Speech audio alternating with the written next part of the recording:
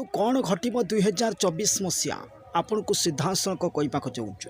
ତେବେ ଶୁଣନ୍ତୁ, କହିଲେ କାହିଁ ବା ଭୂମିକମ୍ପ ହେବ କେହି ତା ଜାଣି ନ ପାରିବ, ଠାବେ ଠାବେ ଯେ ଭାଗବତ ସଂସାରେ ହୋଇବ ବିଖ୍ୟାତ, ସତରେ ଚହଳ ପଡ଼ିବ କେହି ତା ଜାଣି ନ ପାରିବ, ହୋମ ଯଜ୍ଞ ଯେ ପ୍ରତି ଗ୍ରାମେ ଲୋକେ ମାତିବେ ନାମ ପ୍ରେମେ।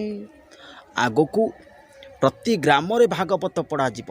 ଆଗକୁ ଆପଣମାନେ ଦେଖିବେ 2024 ମସିହା ଜୁନ୍ରୁ ଜୁଲାଇ ମାସରେ 13 ଦିନିଆ ପକ୍ଷ ପଡ଼ୁଛି। ଦର୍ଶକ ବନ୍ଧୁ, ଯେଉଁଦିନ 13 ଦିନିଆ ପକ୍ଷ ପଡ଼ିବ ସେଦିନ ଦେଶକୁ ବିପଦ ପଡ଼ିବ।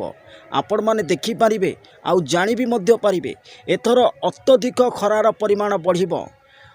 45ରୁ 50 ଡିଗ୍ରୀ କେତେକ ଜାଗାରେ ଟେମ୍ପରେଚର ବଢ଼ିଯିବ। ମୁହଁ ପୋଡ଼ି ପକାଇଲା ଭଳି ଖରା ହେବ। ନାନାଦି ଦୁର୍ଘଟଣା ଘଟିବ। ସେଥିପାଇଁ କ'ଣ କହିଛନ୍ତି, କହିଲେ ଜଳସ୍ଥଳ ଆକାଶରେ ବିପତ୍ତି ଯେ ହେବ, ପୋକ ମାଛି ଭଳି ଲୋକ ମରୁଡ଼ ଯେ ଥିବ। ଜଳ ସ୍ଥଳ ଆକାଶରେ ବହୁ ଯୁଦ୍ଧ ହେବା ସହିତ ଜଳସ୍ଥଳ ଆକାଶରେ ମଧ୍ୟ ବିପତ୍ତି ହେବ। ପୋକ ମାଛି ଭଳି ଲୋକ ମରୁଥିବେ ଆପଣମାନେ ଦେଖିବେ। କେତେ ସତ କେତେ ମିଛ ସେଟା ତ ସମୟ କହିବ।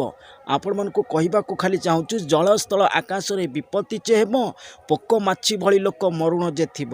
ଜଳରେ ବୁଡ଼ିଣ ଅନେକ ମରିବେ, ଜୀବଜନ୍ତୁ ଆଘାତରେ କେତେ ଯେ ମରିବେ।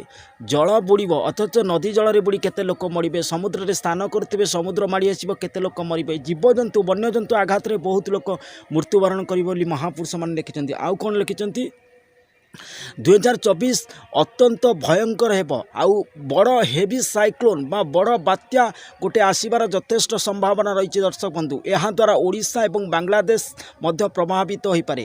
ଜୁନ୍ରୁ ଜୁଲାଇ ମାସରେ ସୁନାମିର ଆଶଙ୍କା ରହିଛି। ଅତ୍ୟଧିକ ସୁନାମି ତାମିଲନାଡ଼ୁ ଉପକୂଳ ବେଶୀ ପ୍ରଭାବିତ ହୋଇଯାଏ। ଓଡ଼ିଶାରେ ଆଫେକ୍ଟ ପଡ଼ିବ, ସୁନାମିର ଆଶଙ୍କା ରହିଛି। ଏଇ ଯେଉଁ ବାତ୍ୟାଟି ଆସିବ, ଅଧିକାଂଶ ବାତ୍ୟାର ପ୍ରଭାବ ଓଡ଼ିଶା ଉପରେ ପଡ଼ିବାର ଯଥେଷ୍ଟ ସମ୍ଭାବନା ରହୁଛି। ଓଡ଼ିଶା ଟୁ ବାଂଲାଦେଶ ମଧ୍ୟରେ ଏହା ସ୍ଥଳଭାଗ ଛୁଇଁପାରେ। ତେବେ କେତେ ସତ କେତେ ମିଛ ସେ କଥା ସମୟ କହିବ, ଯେତେବେଳେ 2024ର ଆଗମନ ହେବ ଏବଂ 13 ଦିନିଆ ପକ୍ଷ ଭୋଗ ହେବ। ଏଥର 13 ଦିନିଆ ପକ୍ଷ ପଡ଼ୁଛି। ଦର୍ଶକ ବନ୍ଧୁ, ଆପଣମାନେ ଦେଖିପାରିବେ 2024 ମସିହା କିଭଳି ଭାବେ ଏଲ୍ ନିନୋ ପ୍ରଭାବରେ କେଉଁଠି। ଏଥର ମେଘର ନାଁ ହେବ ଅମ୍ବରତକ ମେଘ। এই ଅମ୍ବରତକ ମେଘ କେଉଁଠି ବୃଷ୍ଟି କରିବ ତ କେଉଁଠି ନାହିଁ। ଅକସ୍ମାତ ବନ୍ୟା ହେବ, ଅକସ୍ମାତ ମରୁଡ଼ି ହେବ, ଅକସ୍ମାତ ବହୁ ଲୋକଙ୍କ ପ୍ରାଣହାନି ଘଟିବ। ଆଉ 7 ମାରି 2024 ମସିହାରେ ଆସିବ। ଦର୍ଶକ ବନ୍ଧୁ, ଯଦି ଭିଡ଼ିଓଟି ଭଲ ଲାଗିବ ଲାଇକ୍ କରିବେ।